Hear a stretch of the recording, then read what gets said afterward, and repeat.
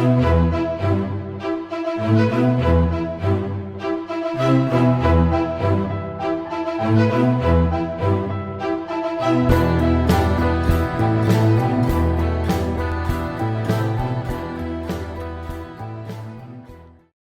end of all things has been foretold. A battle so great that even the gods themselves cannot escape it. A war where father will fall, brother will slay brother, and the very foundations of the world will crumble into ruin. This is Ragnarok, the twilight of the gods, the final chapter in the great cycle of Norse mythology. For ages, the gods of Asgard have ruled over the 9 realms, maintaining order in a world of chaos. But fate is relentless, and the signs of doom have long been written in the fabric of time itself. It begins with whispers of a terrible winter, a cold so fierce it will freeze the hearts of men. Betrayals will unfold, ancient chains will shatter, and long-forgotten monsters will rise from the depths to claim their vengeance. Even Odin, the Allfather, knows his fate is sealed, yet he stands defiant, gathering his warriors for one last stand against the inevitable. This is a tale of destruction and rebirth, of gods and monsters locked in their final fated battle. As the flames of Surtur consume the world, only one question remains. What, if anything, will rise from the ashes? Join us as we journey through the end of an era where the gods march toward their destiny and the fate of the cosmos hangs by a thread. The end of days was foretold long before it arrived. The Norns, the weavers of fate, had seen the future etched into the very roots of Yggdrasil. Ragnarok was inevitable, a great doom that would bring death to gods and mortals alike, shattering the world as it was known. Yet, despite their wisdom, the gods could do nothing to prevent what had been written in the fabric of existence. The first signs of the coming apocalypse were subtle, barely noticeable at first. Crops began to fail, and the once golden fields of Midgard withered into lifeless husks. The bonds of kinship weakened, and men turned on their own families. Honor, once the foundation of Norse society, became a forgotten virtue as greed and betrayal spread across the land. Then came Fimbulwinter, the endless cold. Not just a harsh season, but 3 successive winters with no summer in between. Snow blanketed the lands, and the sun barely warmed the earth.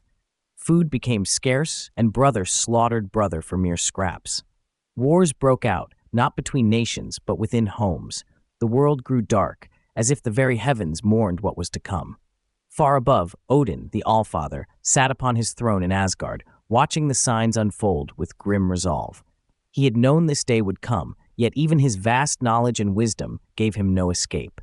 He sent his ravens, Hugin and Munin, across the 9 realms to gather news, but the truth was already known. Ragnarok had begun. Deep within the depths of the earth, bound in darkness, Loki seethed with rage. Once a companion to the gods, he had been cast down, shackled in chains as punishment for his betrayal. A serpent dripped venom upon his face, a cruel torment that burned his flesh and filled his heart with hatred.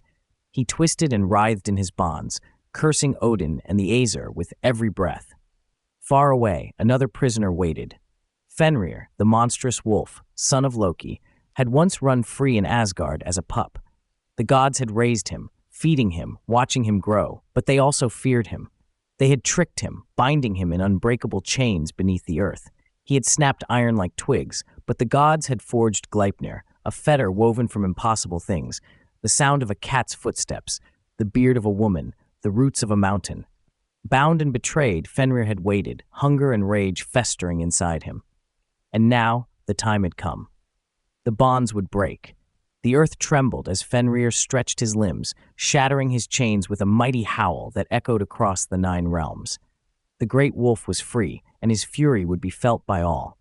At the same time, the seas churned violently, and from the depths Jörmungandr, the great Midgard Serpent, rose.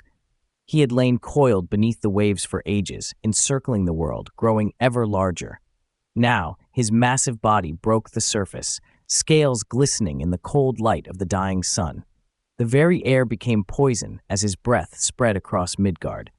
And from his prison, Loki laughed. His bindings loosened, the magic that held him undone by the unraveling of fate itself. He pulled himself free, shaking off the agony of his imprisonment. The trickster god was no longer bound. He was free to take his vengeance. As the skies darkened and the earth quaked, the forces of chaos began to rise.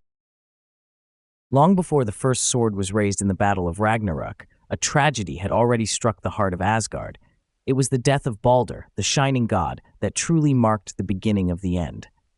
Baldur, the most beloved of the Aesir, was a being of light and purity. He radiated kindness, his presence alone bringing joy to gods and mortals alike. Yet, he was plagued by dark dreams, visions of his own death. Troubled, he confided in his mother, Frigg, who could not bear the thought of losing her son. Determined to keep him safe, she traveled across the 9 realms, extracting oaths from all things, fire and water, iron and stone, beasts and trees, swearing that they would never harm Baldur. And so, the gods made a game of his newfound invulnerability. They hurled spears and axes at him, laughing as every weapon bounced harmlessly off his skin. But one among them did not laugh. Loki, ever watchful, ever scheming, saw a flaw in Frigg's work. She had overlooked one thing: the mistletoe, a small and seemingly harmless plant. Loki plucked a sprig and fashioned it into a slender dart. Then, with a whisper, he approached Baldur's blind brother Hoder, who had not joined the sport. "Why do you not throw?" Loki asked, feigning innocence. "I cannot see," Hoder replied. "I have no weapon." Loki placed the dart in his hand. "Let me guide your aim." Hoder cast the mistletoe. It flew straight and true, striking Baldur in the heart. The laughter died. The gods watched in horror as Baldur staggered, his light fading. Then he fell. The hall of Asgard fell silent. The unthinkable had happened. Death had touched the gods. Frigg wept, begging Hel, ruler of the underworld, to return her son. Hel, unmoved, set a condition. If all things in existence wept for Baldur, she would release him. The gods sent messengers to every corner of creation, and all wept, save one. A lone giantess, hidden in the shadows, refused. She scoffed at their grief, saying, "Let Hel keep what she has." But the gods knew the truth. It was Loki in disguise. With Baldur lost, hope dwindled. Odin felt the weight of fate bearing down upon him. He knew now that Ragnarok could not be stopped. Loki's treachery would not go unpunished. The gods seized him, binding him in chains deep beneath the earth, where he would remain until the end of days. But even in his torment, Loki smiled, for he knew his day of reckoning would come. The world had begun its final descent into chaos. The signs had all come to pass. Fimbulwinter had gripped the land, the monstrous children of Loki had broken free, and Baldur, the light of Asgard, lay dead in the halls of Hel.